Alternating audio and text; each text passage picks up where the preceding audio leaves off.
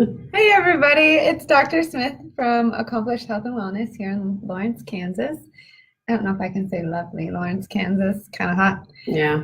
And my sidekick, my trusty sidekick, Heather from Free State Nutrition.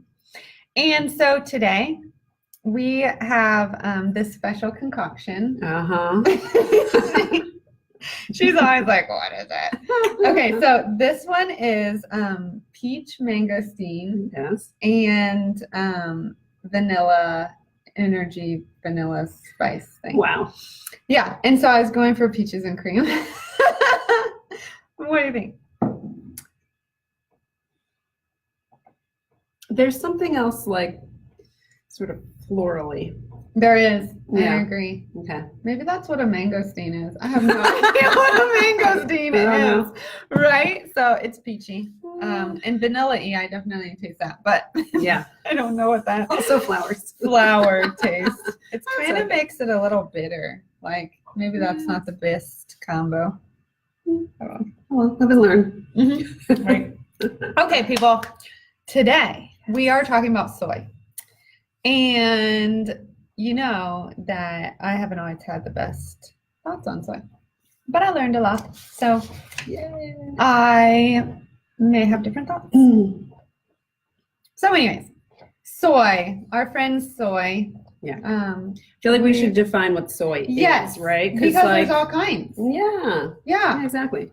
So you got like your whole soybeans, Right? right? And And those are like edamame? No. edamame. Edamame. Yes. That's how you pronounce it. Yeah, and you can eat them whole. Obviously, they need to be cooked. They're not. You don't eat them raw, but they're just like any other legume.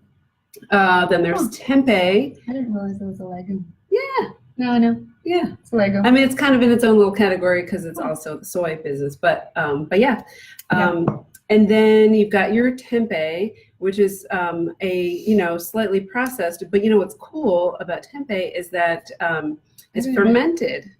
Oh, right. Yeah. And so I learned my chair is like being weird. So I'm feeling major shorter than I am usually. Yes. I'm already short, but yeah. So tempeh. So I learned that fermented soy, the fermentation process actually breaks down the sugar and the protein molecules in it and actually makes it more easily digested. So yeah. Super cool. Yeah. So there's like a lot of protein in tempeh if you're, into getting lots of protein. Then there's tofu. I learned that actually. Tofu is more commonly known.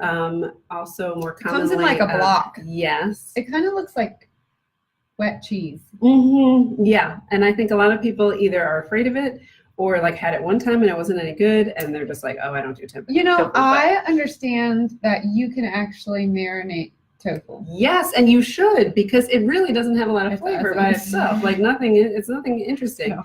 But it will take the flavor of whatever you put on it, and especially if you like marinate. Yeah, that's what I've heard. For sure. And I do have some cool recipes that we're going to share later. Oh, from Chef Catherine Brown. Cool. So that's awesome. Then there's soy milk, of course, which is obviously processed.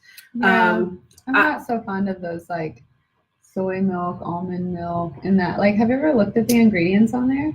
Yes. There's a lot of stuff in there. I mean, it depends on the brand. I feel of the like plant-based milks, because I do think that like cow milk, if you can tolerate it, is the best in terms of nutrition. But if you can't, it's kind of a bummer to not have milk in your life. So that's true. I appreciate that people want some kind of some other kind of form. Yeah. And I think soy is the next best thing.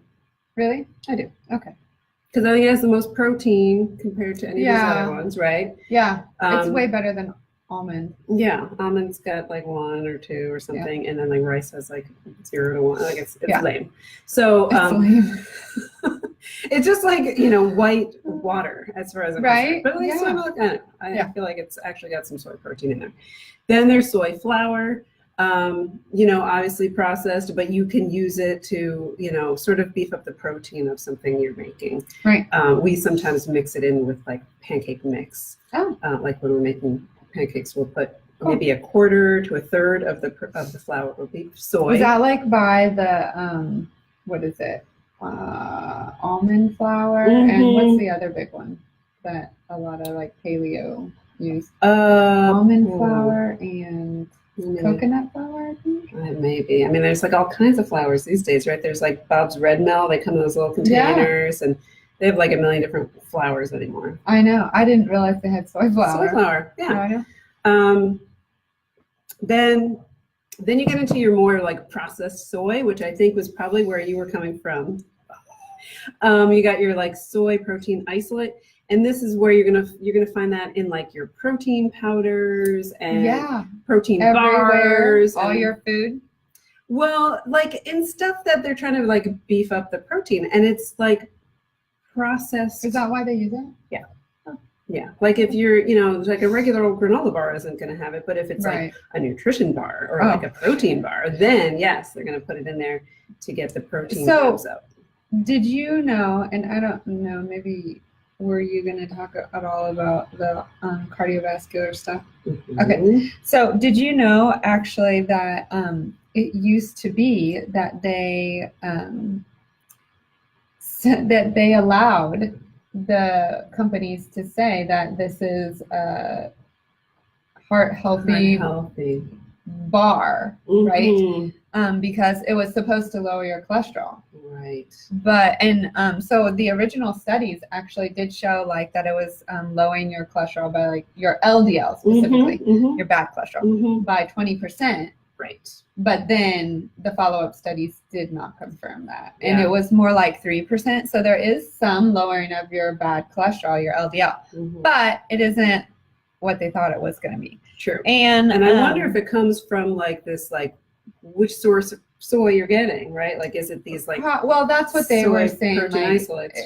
They probably have to do a whole lot more studies on it, but but what they did say was that it still is heart healthy, right? Yes, so it has like a lot of polyunsaturated fats, fiber, vitamins, minerals.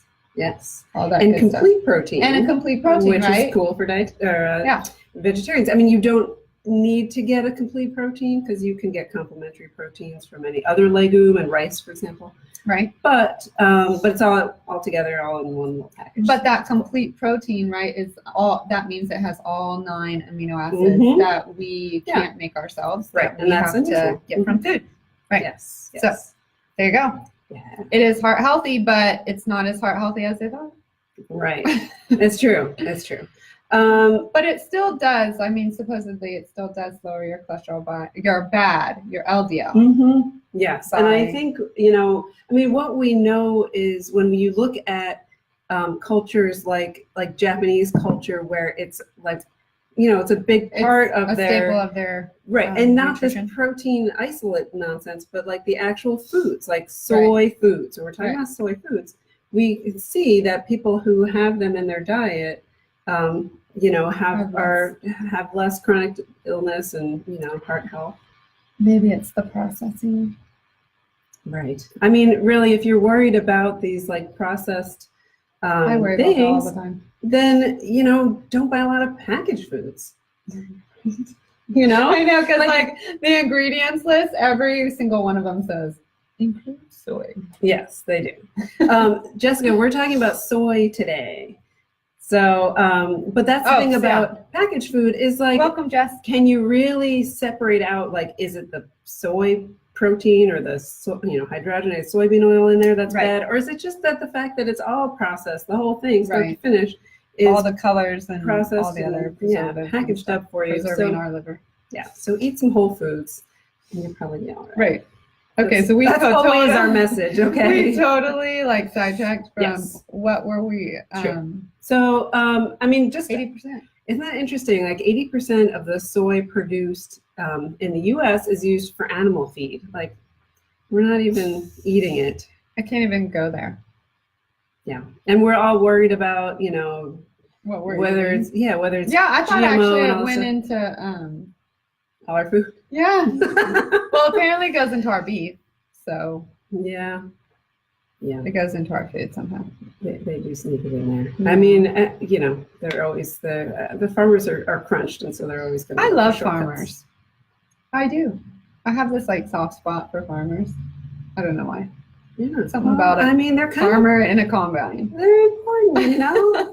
They're feeding the world, like literally. They are one day at a time. Yes. They are. I love farmers. Anyways.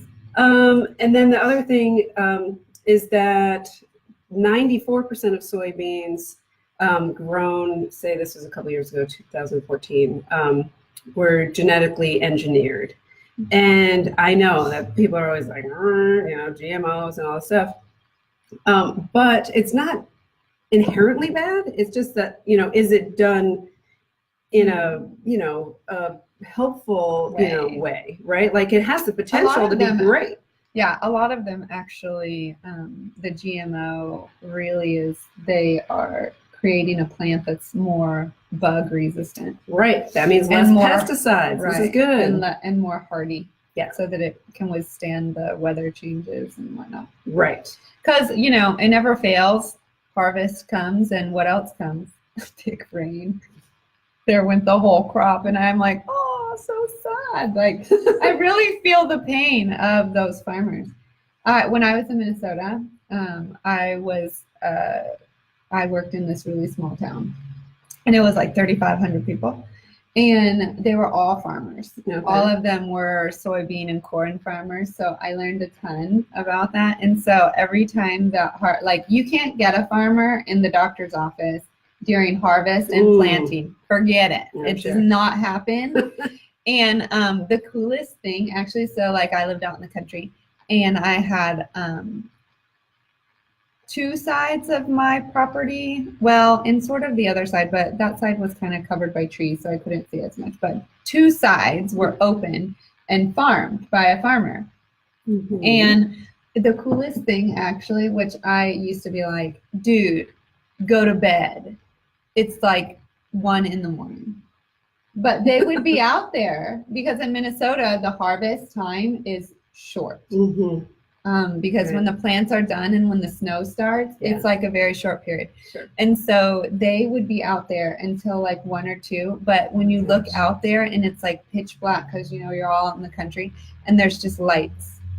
And I'm like, it looks kind of like a UFO. That's not, it's your local farmer.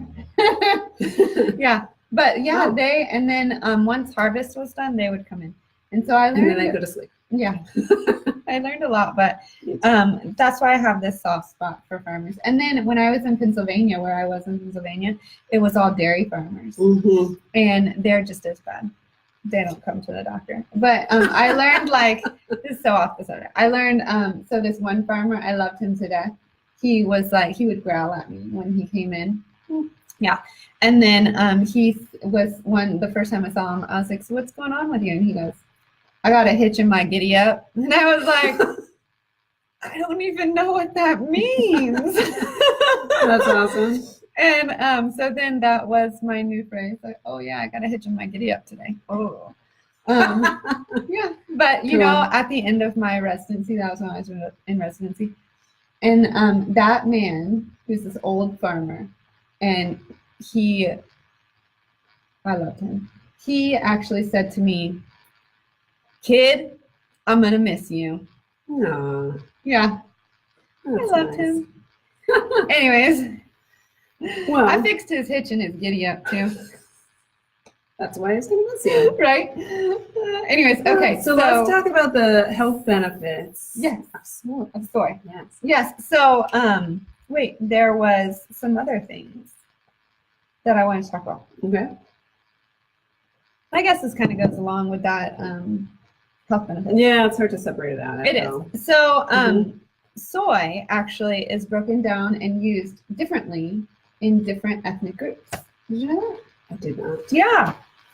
And so that actually explains a little bit about why Asian populations actually have a different response with soy than even Americans. Okay. And Europeans and so, but soy has estrogen properties. Mm-hmm. Okay. I've said it. It's true. It does. But its effects vary differently according to how much estrogen is actually present in the body. Okay. So like pre-menopausal women that have a lot of estrogen already in their body, it actually acts as an anti-estrogen. Isn't that interesting? Mm-hmm. But in postmenopausal women, it actually acts as an estrogen. Isn't that interesting? And they have lower estrogen. But that means it can help with hot flashes. Yes, sort mildly, of. So there really actually, with the hot flashes, there really actually hasn't been strong evidence that actually proves that it helps with hot flashes. But the estrogen effect actually that the soy plant has is much less than like the human normal estrogen. Right. So because postmenopausal, you always get worried about breast cancer, right? Mm-hmm. So there's some data about that. But soy has, so what it has is these increased isoflavones, right? Right. And that is the plant estrogen. And we call it phytoestrogen. So when you're like looking, I don't even know what it's called over the counter. There is like a name for it over the counter, but in the ingredients, it'll say phytoestrogen, and that's basically soy estrogen, soy plant. But soy also has high vitamins B, B vitamins, right? Potassium, magnesium, and then the protein that you already talked about, and fiber. Fiber, that's the other thing. Has a lot of fiber. Right, because it's a bean. Right. So there are some good things. We already talked about being a complete protein. So what they were saying, as far as like, does it help with hot flashes? A lot of the studies, like it was, maybe it did, maybe it didn't. What they actually said was that it might be placebo effect. Right. But if you ever had a hot flash, you're like, I'll take the placebo effect. Right. But what they actually did see was that Asian women, women in the Asian population actually do have less menopausal symptoms than people in the US. So it actually may be, but they eat like a ton more of soy than we do. But it may be the type of soy even that they're eating. But they couldn't really say that it actually does help. But if it helps you feel better, do it. Yeah. It's not really going to hurt you. No, really, hot flashes are terrible. Hot flashes? I've never had one, actually. Not like postmenopausal hot flash. But I have listened to many women talk about them, and they don't sound pleasant. Have you ever had them? Have you? Oh, God. It's like burning from the inside. Yeah. Or have it at night, and then you wake up and you have the covers come off. Sheets. Yeah. Oh, I have had that actually after you have a baby, right? Yeah, exactly. It's similar. Yeah, and you're like, oh gosh, what happened? Yeah, and then you get cold, and so then the covers come back on. It's like a never ending. Yeah, it does. That's menopause right there. Yeah. Yep. I don't know how men put up with us. Maybe that's why it's called menopause. Please pause, men, so that you're just don't kill your woman. Okay, so anyways, breast cancer. So that's the next question is what does it do in breast cancer, right? Right. And what did you find? Well, I found that it does not increase risk of breast cancer. It doesn't. Even in postmenopausal women. Correct. And in some ways it might be helpful. Yes.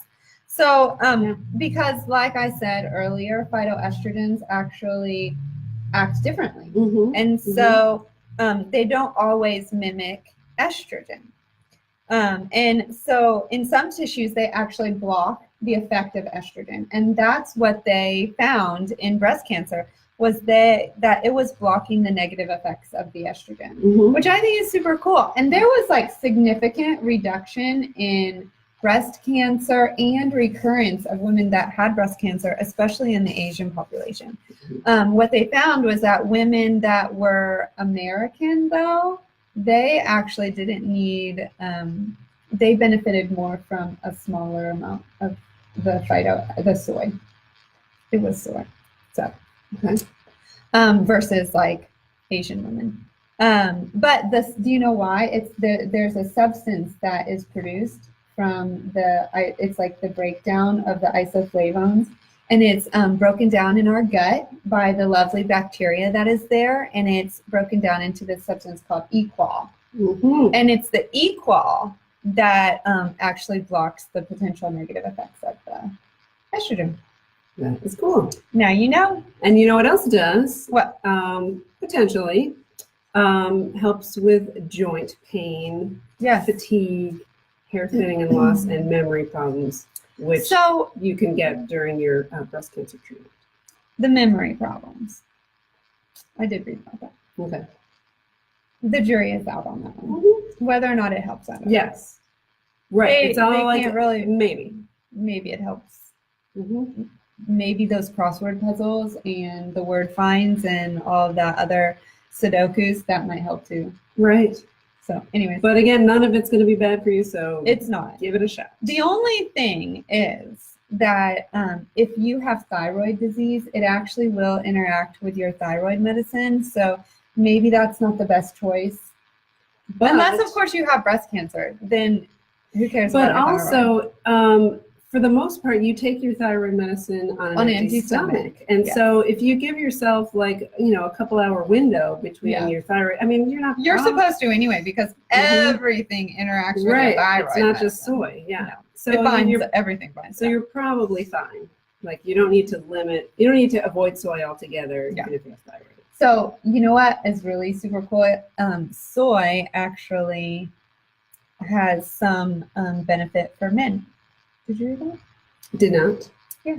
So soy is taken up in the prostate. Yeah. And or not the soy, but the isoflavones. They collect in the prostate. And so what they have found, but the studies have been small, so more studies need to be done. But what they have found is there may be some evidence that it does decrease your risk of prostate cancer. Maybe. Cool. So, I mean, you're at least going to help your heart. You might as well do it. Your prostate. Maybe it'll help your prostate. And your breasts. I mean, these are all good things to help. That's right. Everyone wants that. Healthy breasts and a healthy prostate. Right. One or the other. All right. Anything else? So the other thing I had something else to say about this thyroid. Although we kind of talked about it, that there's other medications too, and you want to separate it out. Sometimes people need a higher dose of their thyroid medicine. Yes. Yeah, that's just because it binds it up. But I could talk all day long about thyroid and thyroid medicine and what medicine you should be taking if you're doing thyroid, because there's a lot. Yeah. I believe it. It seems like such a simple thing. Oh, you've got thyroid, you take your pill, you're all done. No, that thing dabbles in every system in your body. And it does matter what medicine you take. So anyways, anything else that you can think of? So just kind of the potential impacts of soy. You've got cardiovascular. Yes. Right. You've got weight loss potentially. Yeah. Okay. Sure, because you're not eating. If you're swapping out, animal protein for soy, that's not going to make our farmers happy. Well, I don't know. I don't know. Some will be mad, some will be happy. I don't know. I don't eat to make the farmers happy. I'm just going to tell you that right now. I'm glad they're there and they're making our food, but I'm not going to eat based on what makes them happy. So the cholesterol, we talked about lowering the LDL, the bad cholesterol. Right. Potential prevention of certain cancers. Yes. So, and then, we've talked about the, so and I think you kind of said this, but it was that the soy,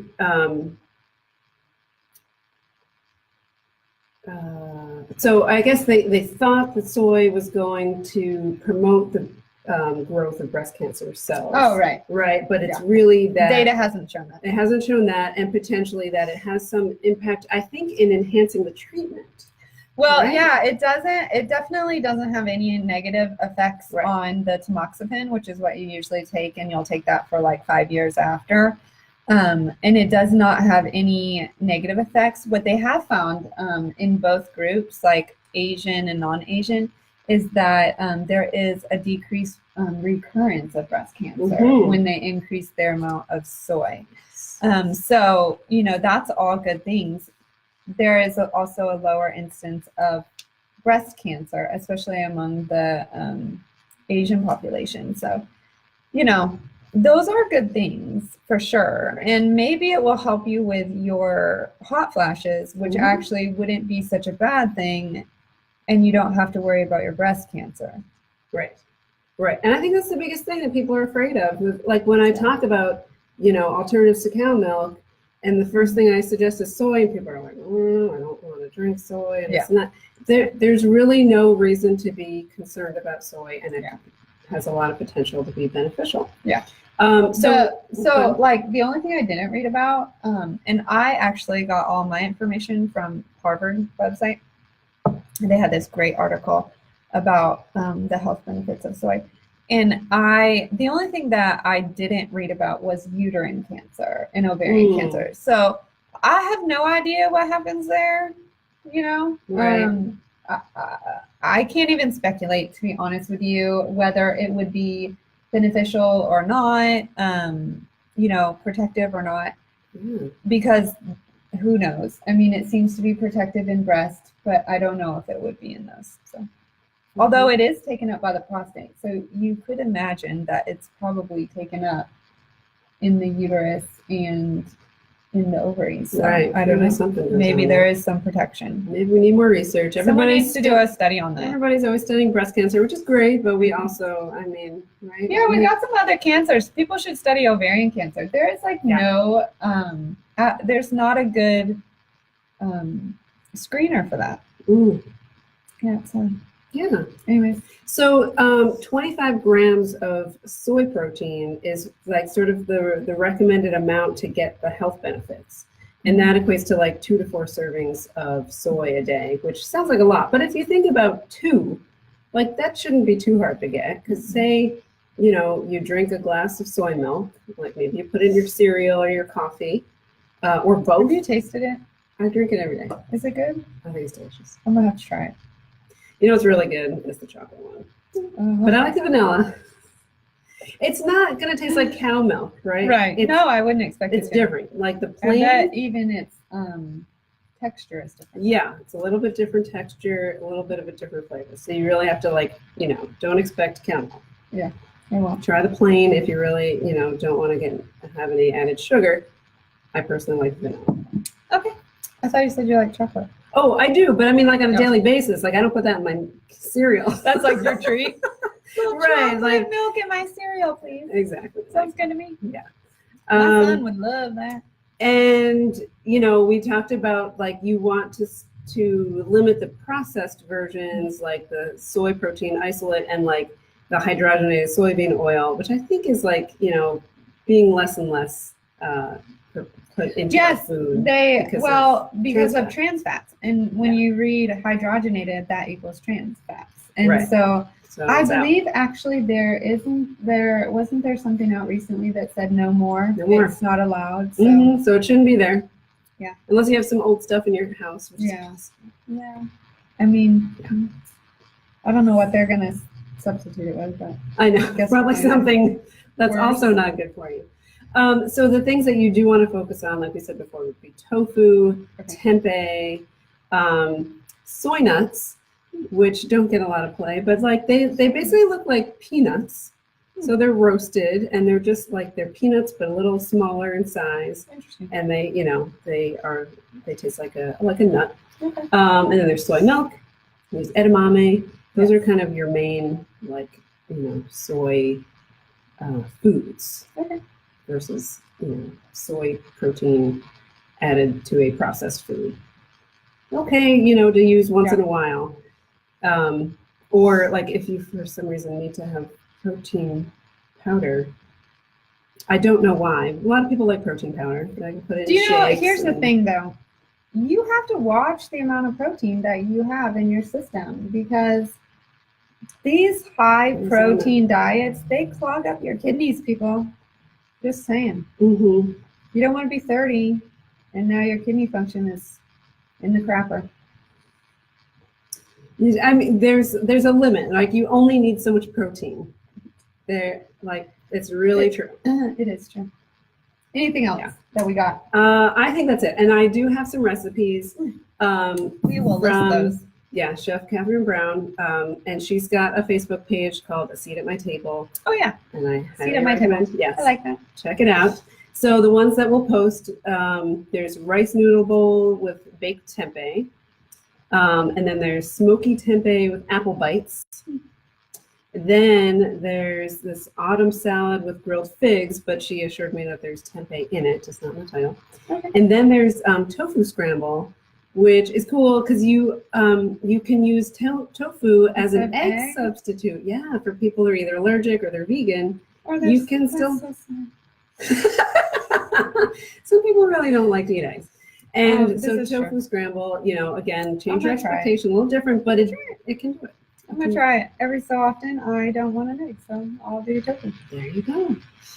All right. Yes. So we will list those. And so what are we going to talk about? Yeah. I have this great article over there, and I thought that might be a good one to talk about. What do you think? Sure. Yeah. Okay. Love it. So next week, we are going to talk about nutrition in toddlers. That's actually a good one, I think. And so, yeah, that's what we're going to talk about. And it's going to be on Wednesday. And it's going to be on Wednesday, maybe.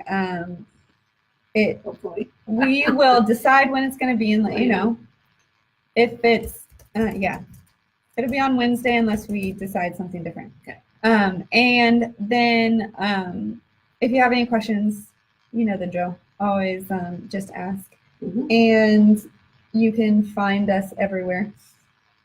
And if you have questions for Heather, or you want to meet with her, you can always get us through Facebook. You can get us through YouTube. You can get us through our websites. I mean, we're everywhere, people. Yep. And we hope that you have a good rest of your week. It's hopefully it's supposed to get cooler, I think. Really? Yeah, I think so. Fingers crossed. I hate this one. I'm ready for fall. Anyways, all right. We will see you guys later. Thanks for joining us, and hopefully we'll see you next week. Bye. Bye.